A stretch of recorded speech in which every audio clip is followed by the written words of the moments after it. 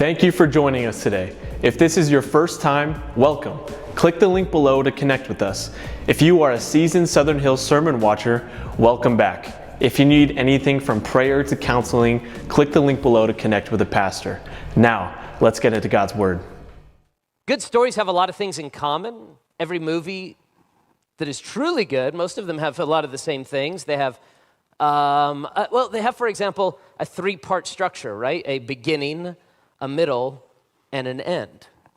This is typical for good movies. Not only do good movies have a three-part structure, a lot of them have surprise twist endings. How many of you know what I'm talking about? Like some sort of a shocking twist at the end, like Bruce Willis was dead the whole time.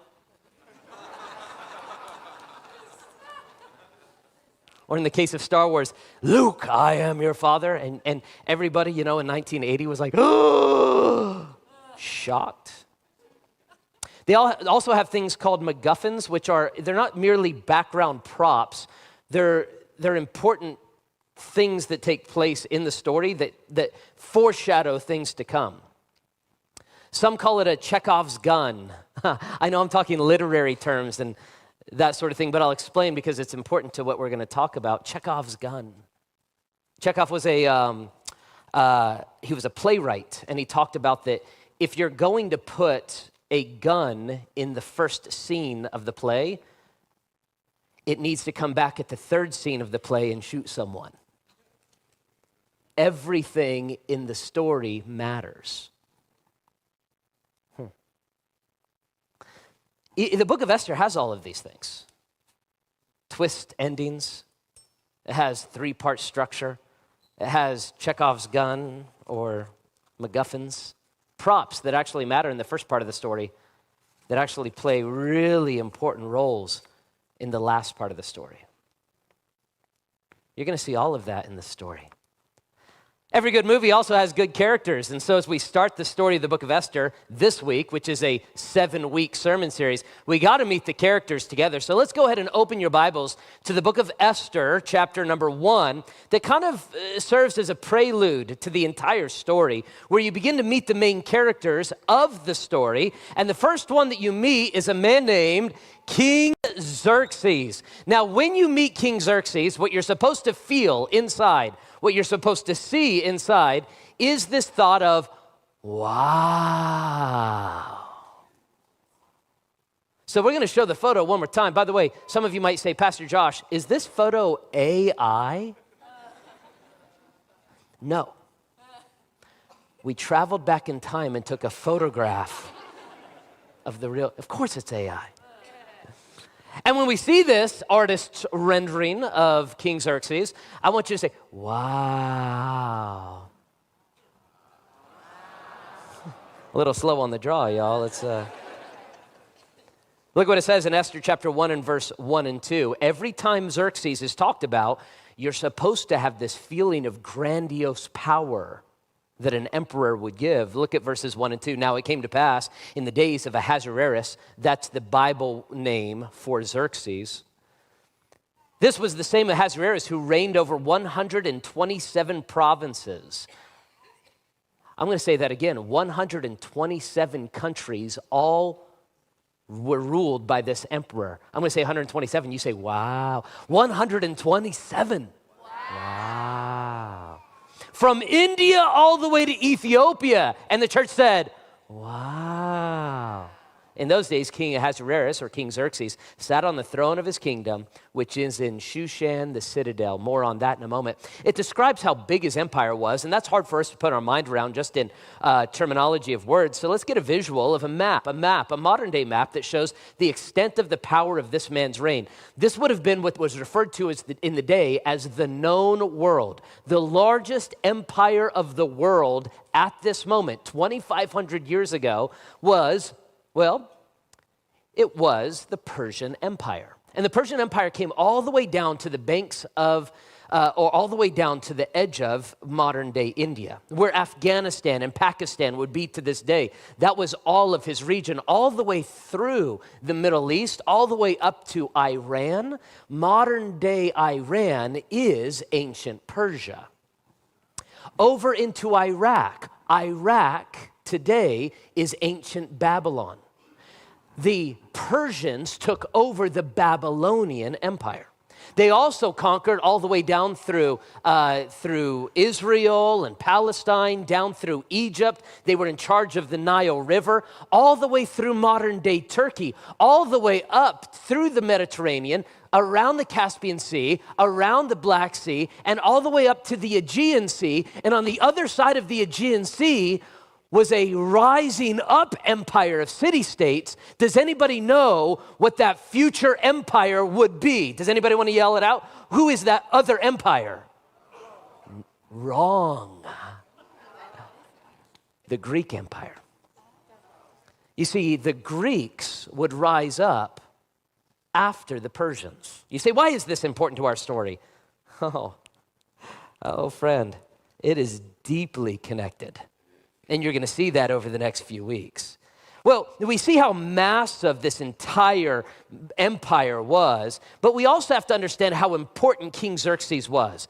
He wasn't just a king, he was a king of kings. And he knew he was, and so wherever he went, they put inscriptions all over his empire that were put into the walls. In fact, you can go to modern-day Turkey today and see this in many locations, the same inscription that was written by Xerxes about Xerxes. He said, I am the great King Xerxes. I am the king of kings. Now, if I were to ask you as a church today, who is the King of Kings? You would say Jesus. Now, the reason you would say that is because the New Testament writers, 500 years after Xerxes, wanted to use a title that made him show how powerful he really was. And so they used the title that King Xerxes had used 500 years before, King of Kings. So when we see this massive empire and when we see King Xerxes, let's go back and see King Xerxes. You're supposed to feel one word. What is it? Wow. The next character that we're supposed to see is Queen Vashti. The king leads to the queen, and when we see Queen Vashti, there's one feeling we're supposed to feel. No, not that, no. You're supposed to feel, as you read her story, you'll see why. You're supposed to feel, good for her. So when we see Queen Vashti's story, this is what I want you to say with me. I want you to feel it with me. Good for her. Let's do that together. Let's do that together. We see Queen Vashti. What do we feel? Good for her. You'll see why in a moment. Every good story has a good villain. We have a good villain. His name is Haman. Haman. And what do we do when we see the villain? Boo, boo. Hiss, nasty. Boo. Now, he's referred to as Haman the Agagite. Why is that important? Haman the Agagite. Some might think, well, that's because Haman was probably from the town of Agagite, right? No, there is no town or village or empire or country called Agag. So why does the Bible refer to him as Haman the Agagite? If you're a Bible student today, I'm asking you, is there anybody in the history of the Bible that you can remember whose name was Agag? Wait a second, hold on just a minute. What kind of a mother would name their child Agag? That's the real question, right? Now, my apologies to you today if your name is Agag. I feel badly for saying that, and I feel badly for your life that you've had to live. Agag. There was a guy named Agag who actually comes in the Bible story 500 years before Esther. Does anybody remember who Agag was? It's still a small church. You can shout it out. Anybody remember? Yeah, he was a king. He was the king of the Amalekites. The Amalekites were the ancient enemy of the Jews. They tried to utterly, completely destroy and completely eradicate the Jews way back in the time of Moses. And so when they had their first king of Israel, God said to the king of Israel, his name was Saul, go over to the Amalekites and take care of them. And I specifically want you to take the king and have him killed. His name was King Agag. Who was it? King Agag. But Saul did not have King Agag killed. He disobeyed God. And so when you see the story of King Queen Esther, when you get to this story as a Hebrew reader, as a Jewish writer, as an individual who knows the Hebrew stories, and you see that this is Haman, the descendant of Agag, it makes you say, Agag, that's one of our ancient villains. It'd be like today saying, this is Bill, the son of Vader, right? We'd be like, oh my, Darth Vader, you know. It's supposed to trigger the reader. Does this make sense? So when we see Haman, the Agagite, I want you to say, boo, Haman the Agagite. Boo. Now we have the next character. His name is Mordecai. Mordecai the Jew. Now don't cheer yet because he's not really the hero of the story. When you see Mordecai the Jew, he is a good man. He is a good man. He is not a great man like Xerxes. No, Xerxes was a great man. Mordecai was just a good man. And when you see Mordecai throughout the story, what you're supposed to feel is, my man. So let's do that together. When you see Mordecai throughout the story, you're supposed to feel, no, too fast. We're having fun, relax. It's like, come on, act with me a little bit. You see Mordecai in the story and you're like, my man, my man. Very good. Now, interesting about Mordecai. Mordecai, the Jew, is talked about in chapter 2, and I've got to show you this before we move on. In Shushan, the citadel, there was a certain Jew whose name was Mordecai. He was the great-grandson of Kish. Now, in a good story, there is no superfluous words. There are no background props for no reason. Every word is intentional. Every thought, everything that is said, you need to know. Why do they tell us he was the great-grandson of Kish? Specifically in the text, it says, of the tribe of Benjamin. Now, Kish had been carried away from Jerusalem with the captives by Nebuchadnezzar, king of Babylon. Meaning his great-grandfather was a guy named Kish, which means that was a family name in the tribe of Benjamin. Can anybody think of another person in the tribe of Benjamin whose name was Kish that perhaps this family is a descendant of? And clearly they were, or the writer would have not put it in the text. Does anybody remember in the Old Testament stories someone named Kish? I'll tell you. Saul, the first king of Israel, was the son of Kish. So here's what's supposed to happen for the Jewish reader as they read the book of Esther. In the first few chapters, you're told that the great villain is a descendant of Agag, the Amalekite. And one of the great heroes is a descendant of the family of the first king of Israel. It is pitting the ancient enemies of Israel against Israel itself, all within the background by knowing these characters well. These are not the only characters. We haven't even mentioned the great hero of the story. The great hero of the story, and you better respond properly. The hero of the story, her name is Esther. Esther the orphan, ladies and gentlemen. Okay, I feel like it was forced, and I'm not gonna. I do. I feel like, come on. This is Esther the orphan, ladies and gentlemen. Yeah. Very significant that she was an orphan. God takes the lowest of low from man's perspective and raises her to be the great hero of the story. And her story doesn't even begin until chapter 2. That's next week that we're going to be talking about that. But today we're going to continue with the final character of this story that's not actually mentioned in the entire story. This is one of the most interesting aspects as we study this book.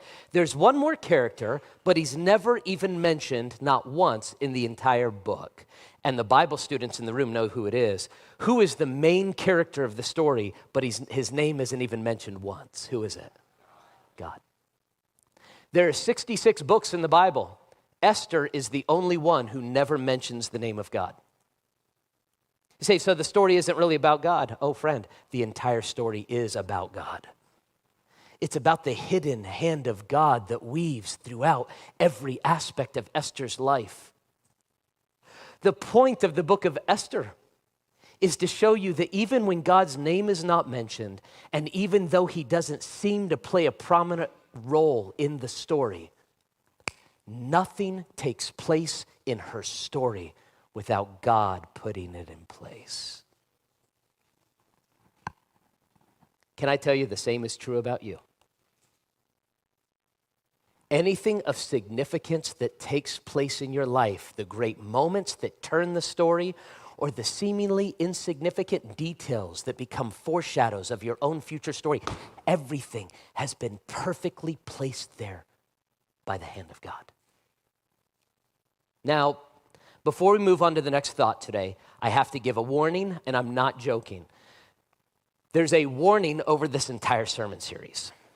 The sermon series and the story of Esther is not a children's story. This is not a Disney fairy tale. Inside of this story, there are so many moments of moral ambiguity. Have you ever watched a movie and in the midst of the movie, it became really uncomfortable? You ever watch a movie and there was something that comes on and you're like, oh no. Like almost so uncomfortable a certain scene might make you that you might even turn off the movie or think about turning off the movie? How many of you have ever, you know what I'm talking about? That is going to happen to you multiple times in the story of Esther. The moral ambiguity is massive in this story. There is a lot of drunken debauchery. Everybody's drinking. There is a lot of sex in this story. There is a lot of murder. There are assassination attempts, genocide, all throughout the story. And it's not only the bad guys who are morally compromised. In fact, by the end of the story, you're going to see that there's only one character in the entire story that remains absolutely pure and faithful in every single moment. Do you know who that character is? God. Oh, I'm telling you, friend, there are going to be moments in this story that make you incredibly uncomfortable. And one of them is in our next thought. The next part of the story, there's an aspect, a moment that's going to shock some of you. So let's set the stage, not only for the rest of the sermon, but for the rest of the series. Let's set the stage and tell you the first, what we call the chapter. It's actually the prelude to the real story of Esther that starts in chapter 2. You have to be aware of what's going on at the palace. You see, in the palace, it's called Shushan, the palace, or Susa, the citadel. Same location, massive city, and in the middle of the city, a massive palace where King Xerxes lives. And it tells us all about it in verse number 3. By the way, this palace itself is a real place. Of course, this is an artist's rendering of what the palace would have looked like, but this is an actual photograph of what the palace, go to the next slide. This is an actual photograph of what the palace looks like today, excavated by archaeologists. This is the palace of Shushan. This is the citadel around which the entire nation of the empire of Persia would have surrounded. Let's go back to the artist's rendering so you would have seen somewhat what it would have looked like at that day. You can go to Iran today and see these places. Do not go to Iran today and see. Like as I said it, I'm like, it might not be a good idea if you do. Let's go ahead and look at the story, verse 3 and 4. That in the 3rd year of his reign, whose reign? Xerxes. Xerxes made a feast for all of his officials and his servants. And the powers of Media and Persia, the nobles and the princes of the provinces being before him. So the Bible tells us that he makes a big party. And the party is including all of the, let's call them governors. That's what we would use, and senators. They don't have 50 states like the United States have. They have 127.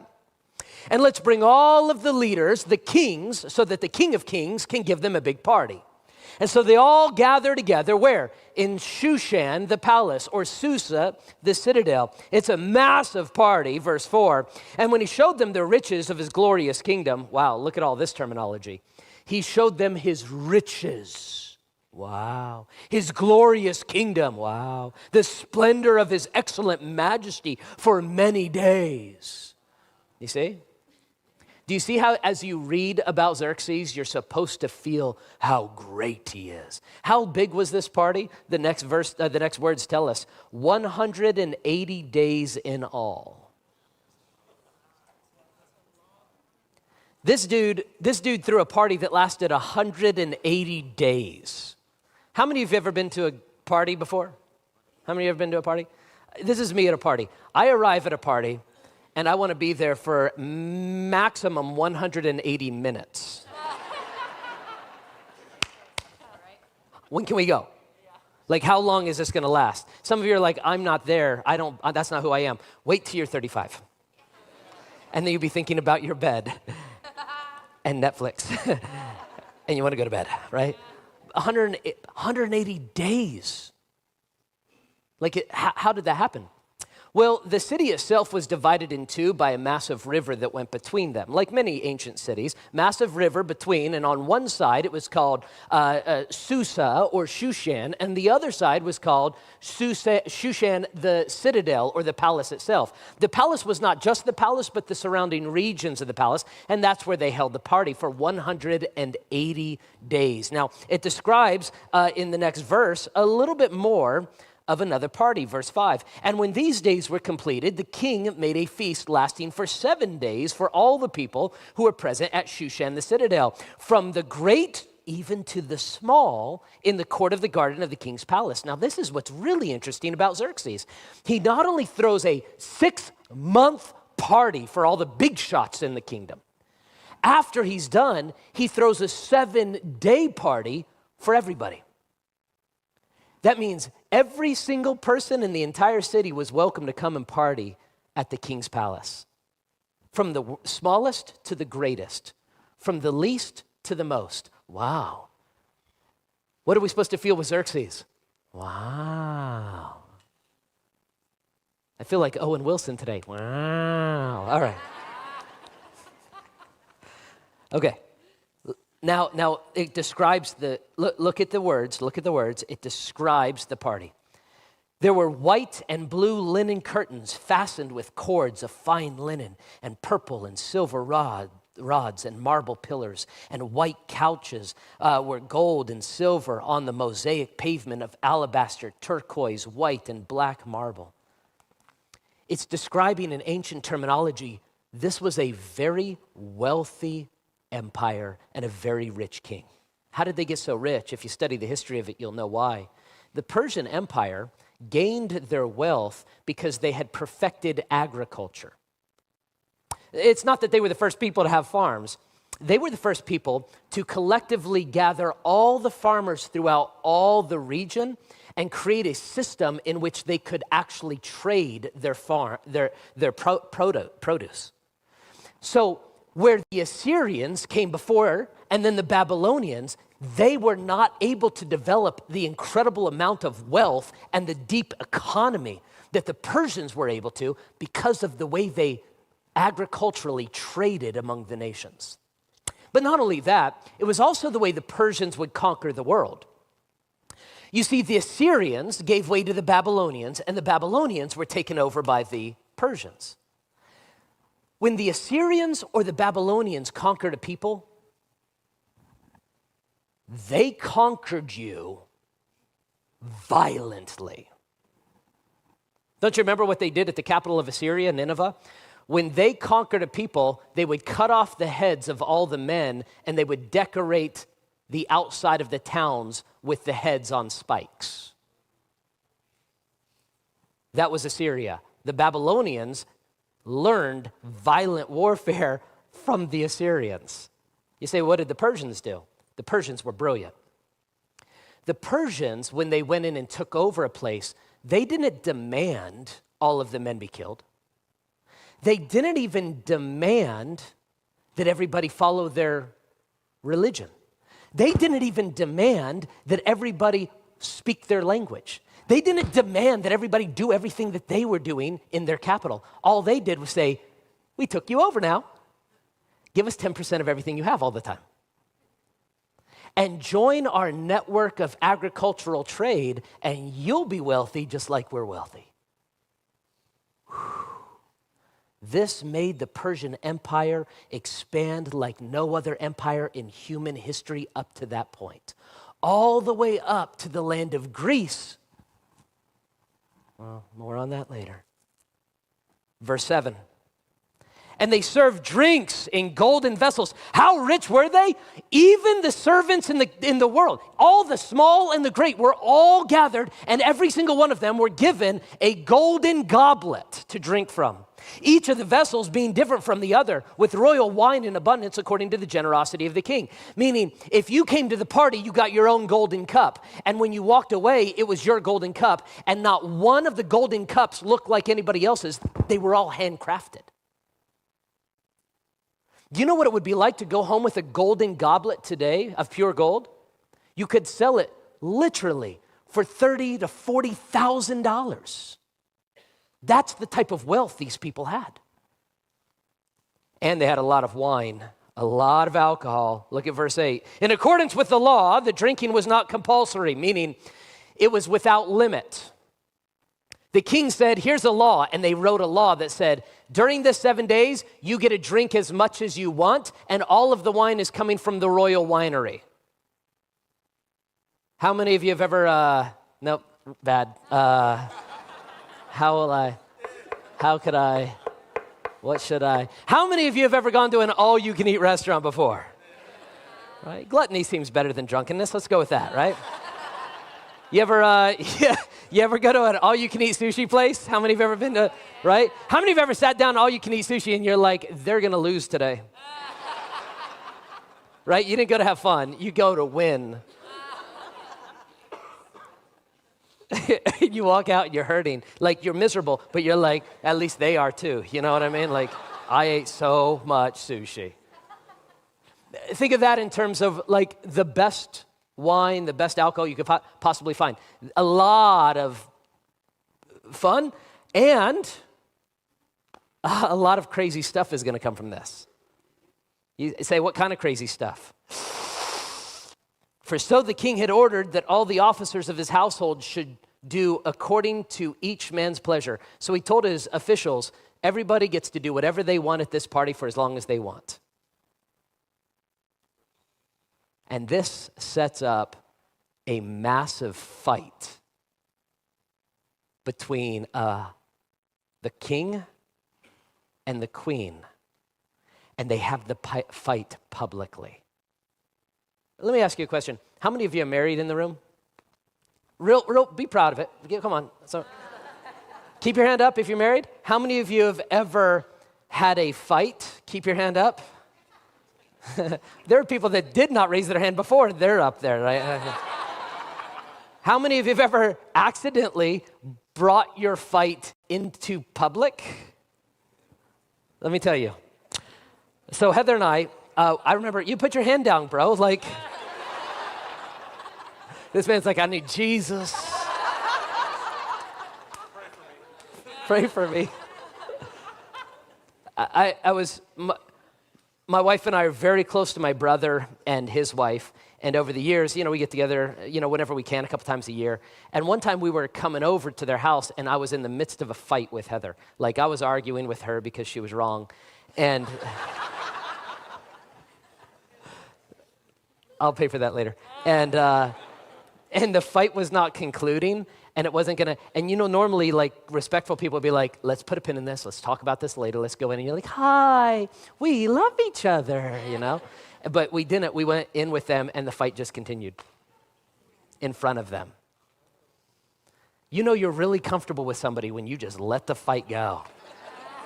It was embarrassing for them, it was embarrassing for us. That's what takes place in this story. The king and the queen have a public fight. Yes, it's true because there was a lot of alcohol involved, but that's not the only reason. There was also a lot of pride, and there was a lot of perversion. Remember how I said parts of the story are going to make you feel uncomfortable? On the seventh day, when the heart of the king was merry with wine, he commanded to bring Queen Vashti before the king wearing her royal crown. Now, some might say, well, okay, like big deal. So the king was a little drunk and he said, bring my wife here wearing her crown. Big deal. The implication in the original language is bring my wife, the queen, in front of this crowd wearing only her royal crown.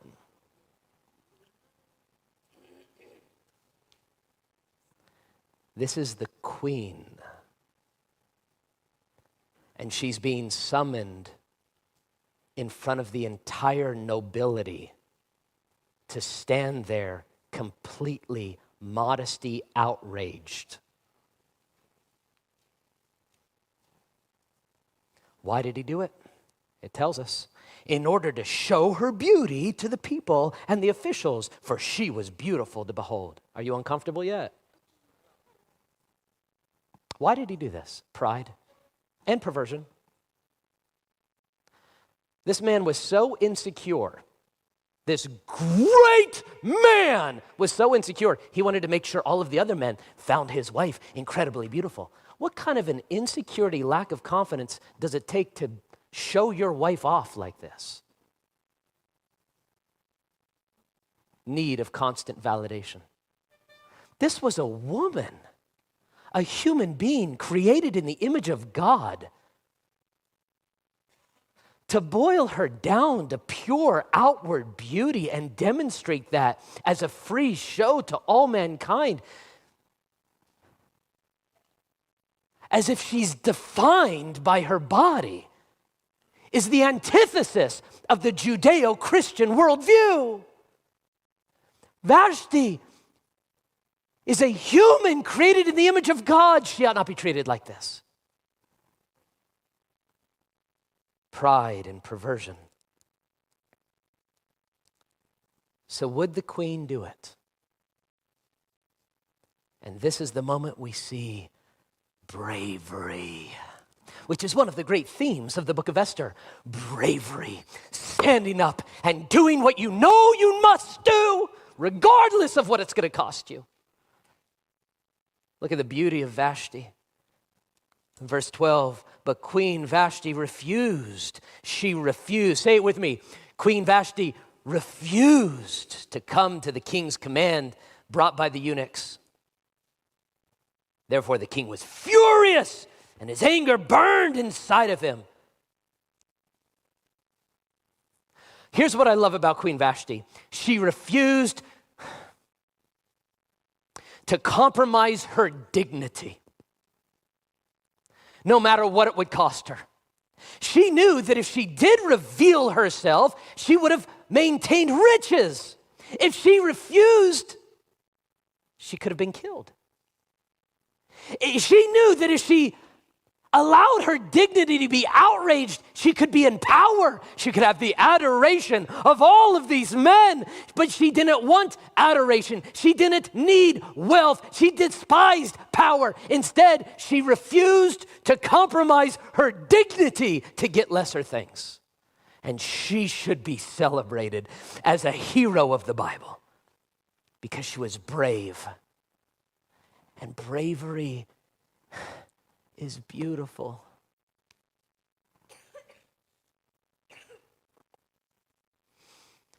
Well, the Bible says the king was angry because he's a prideful pervert. And so he banishes the queen. Look what it says in verse 13. Then the king said to the wise men, what are we going to do to Queen Vashti? According to the law. Look at this insecure buffoon. Wow. He goes to his royal noblemen, his advisors, his wise men, and says, what are we going to do? What are we going to do? And specifically, he asks about the law. Is there any laws that tell me that I can do something to her because she refused to do this for us? Verse 16. And Memucan answered. Memucan was one of his royal advisors. Queen Vashti has not only wronged the king, for the queen's behavior will become known to all women. Notice what he says. King, you need to understand how bad this is. She didn't just wrong you, she wronged everybody. Because the moment other women learn that the queen said no to the king, all of the women will know they can say no to us. They were afraid of rebellion. They were afraid of sparking a movement where women would stand up for themselves and not be treated merely as objects of passion, but with the human dignity that every single man and woman deserve. And so they were going to come down hard on Vashti and make an example of her, and therefore take back their power and lead this kingdom. Little did they know there was a hand of God, a more powerful king, who was working every one of these details out to bring a great woman to save everyone.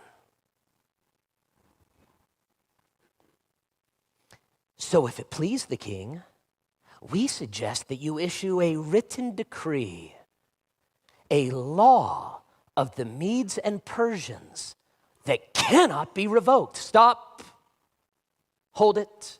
Do you remember that phrase I used a moment ago at the beginning of the sermon? I called it a MacGuffin, the idea of a background prop that plays an important role later in the story. It foreshadows something. I called it Chekhov's gun. If it's in the first part of the story, be sure it's going to come back in the latter part of the story. And this is the moment we're introduced to something called the law of the Medes and the Persians, a royal decree that is signed by the signet of the king himself, a ring onto wax that would have only been his signal so that everybody in the entire empire would know this was a law. But not only a law from the king, the law of the Medes and the Persians could not be changed. There was no amendments to this law.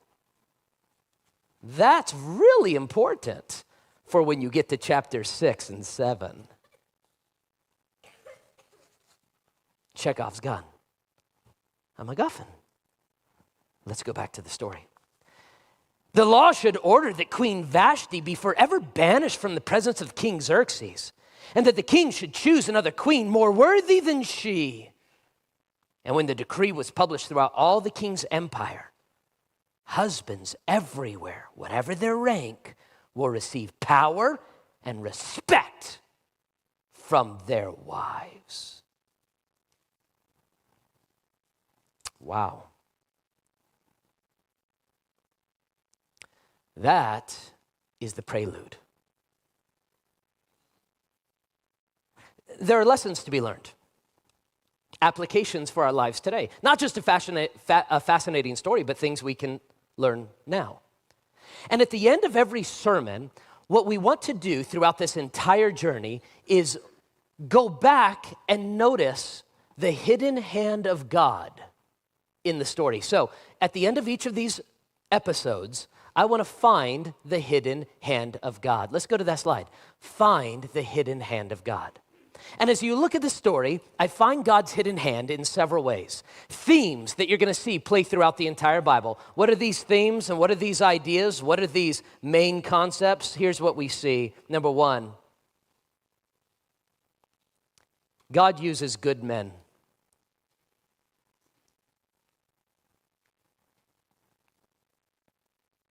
Listen to me, listen. The men in this room need to hear what I heard in my own small group. I was in a small group, a men's small group, where we discuss the Bible every Friday, and you'll never guess where my small group meets. Anybody want to guess where my small group meets? Starbucks. Yeah, how did you? It's a Starbucks, wow, yeah. Anyway, every Friday we meet, and there's about 12 guys, and we discuss the Bible verse by verse. And one of my friends, his name is David, said, this reminds me, he said, years ago, I decided I don't want to be a great man.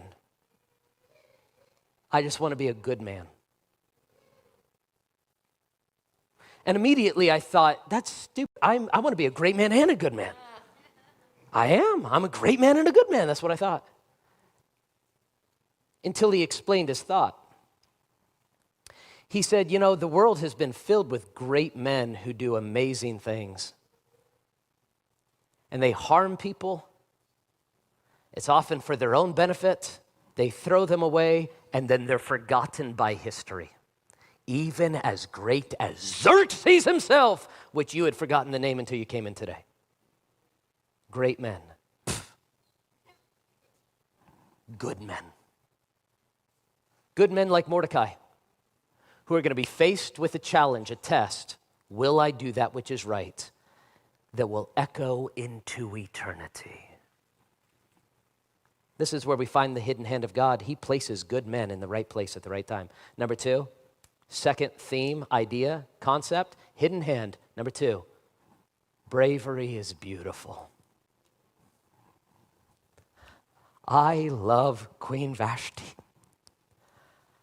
The more I study it, the more I fall in love with her. The more I want my daughters to know her. The more I want my young women in the church to follow her example. In a society like theirs, the outward expressions of beauty are epitomized at the height of womanhood. We forget how shallow that is. Bravery is beautiful, and it's a theme all throughout Esther. Do you know what made them beautiful? They did that which was right, even though it cost them dearly to do so. And the last hidden hand we see in the first chapter is God is always working in the shadows. Did you see his name in chapter 1? It's not there. But you can see God in every shadowy move. It's almost as if he's setting the table for everything to turn out right, even though it looks like everything is going wrong. Did you know that might be true for you? Could it be possible that he is in the shadows setting everything in place, almost as if he knows what he's doing, so that it will all turn out for God's glory and your good? The hidden hand of God.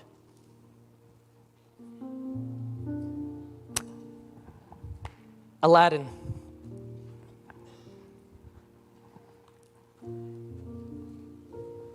Little did I know that the 8-year-old boy, we used to sit up late at night and watch Aladdin over and over. Little did I know that that little boy and this little boy would grow up to start and lead a church together. God knew that inside of me there was a preacher and a visionary, and God knew inside of him was a businessman and an administrator. And it's almost like God, like a chess master, put us together so that later on we could be a blessing to many people. Maybe that's what God is doing with you right now. And I've noticed this. It's not just the good things that happened in my past, it's the bad things that happened in my past.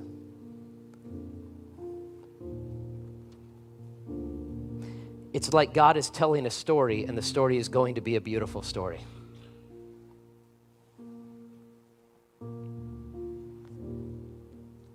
So what happens to this king? Well, King Xerxes, after he dismisses his wife, he goes on a war campaign. Now, this part of the story is not found in the Bible. Now, you'll have to look up on your own time the story of Xerxes between year 3 and year 7 of his reign. You'll notice in chapter 1 it says, this is the 3rd year of the reign of Xerxes. And then in chapter 2 it says, this is the 7th year of the reign of Xerxes. And in chapter 1 he gets rid of Vashti, and in chapter 2 we're introduced to Esther. What happens in the 4 years between? History tells us. In fact, it's one of the only things it tells us about Xerxes. He goes on a military campaign and he leads 300,000 Persians. Let's go to the slide. And do you know where he leads them?